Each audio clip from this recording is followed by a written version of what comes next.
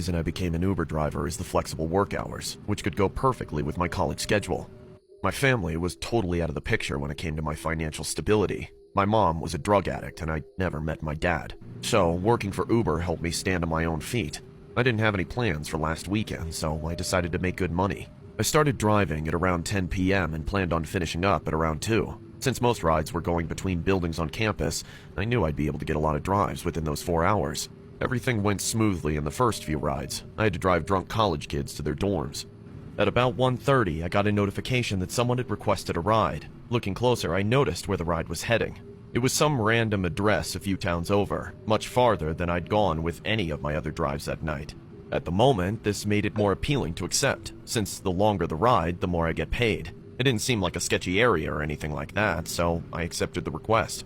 It only took me 4 to 5 minutes to get to the address where I was supposed to pick up the last passenger of the night. The man didn't have a profile picture, but his name was Rudy. It also seemed like he didn't have any rider ratings, meaning his account was either brand new or he just never used it. I made a right turn onto the street where the address was located, and as I turned around, I started to think that maybe someone pranked me. The street was completely spooky. All the houses seemed abandoned or under construction. Graffiti, broken windows, boarded up front doors. I couldn't imagine anyone possibly living there, let alone having a party there. Suddenly, I noticed a man standing at some distance. He was looking the opposite way, which felt strange. Even stranger, he started waving. Not waving at me. My car wasn't even close enough for him to be doing that. He was out on the lawn, facing across the street, just waving at nothing. I thought once I approached the final destination, I would see some newer, fancier house built on the street that I'd never seen before. I was very wrong. The house that I approached, which was behind the lawn my passenger was standing on, looked almost more broken down than the rest. I stopped the car right in front of the lawn, which is when I finally got a chance to focus on the man's frame for a brief moment. He was of average height, dressed in a black jacket and brown joggers.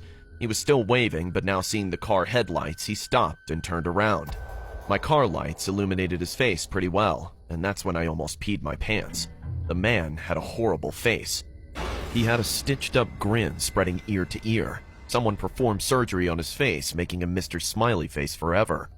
I wanted to drive off canceling the ride, but as soon as our eyes met, I couldn't help but stop the car. He opened the passenger side door and sat next to me. For some reason, this sent a shiver up my spine. After directing my phone to start the navigation, I decided to start a conversation. "So, you live here, huh?" "Not anymore." His voice sounded weird as he talked, retaining that grinning face. "Oh, I see." He kept staring at me with that disturbing face, and I could feel my blood freezing. I wanted to ask him what was wrong with his face, but I didn't want to do anything to piss him off. I kept on driving silently when he asked me in that same disturbing voice, "Do you mind if I eat?"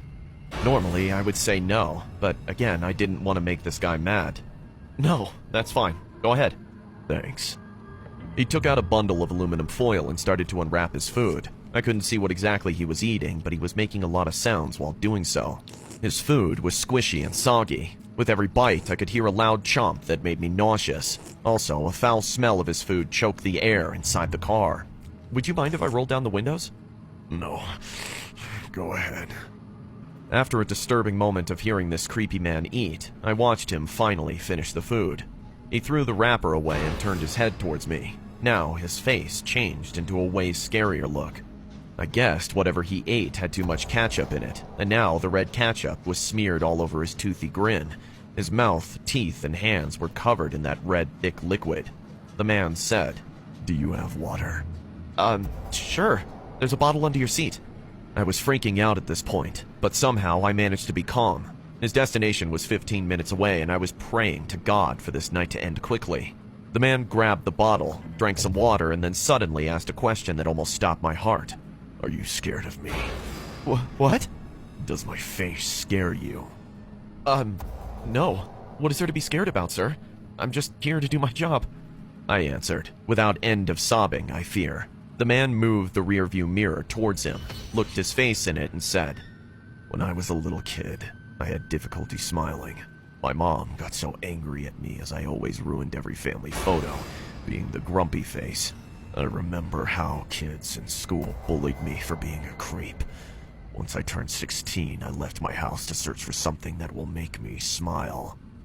And did you find it? No, but that didn't stop me from smiling, because I did find someone who finally put a smile on my face, which will stay like this forever. Is that the friend you were waving at when I came to pick you up? You're not just a good driver, but also a clever boy. Yes, I came here to show my friend the perfect family picture where I could finally smile. Oh, what did your friend say? He was proud of his work. In fact, you've been so nice to me. Do you want to see the picture too? I would love to show you. Not knowing what to say, I remained silent. The man slowly took out his phone from his jacket pocket and showed me his perfect family photo. I will never forget what I saw. It was a selfie taken inside a house. An old woman was lying dead on the couch. Her mouth was wide open like she died in terrible shock, and this man was crouched down to her level, looking at the camera, flaunting his big grin. I took this with my mother today. I am so happy that my smiling face was the last thing she saw before leaving this world. My friend did a good job, didn't he? Now I can smile all the time. All the freaking time. Everyone will call me the Smiling Man.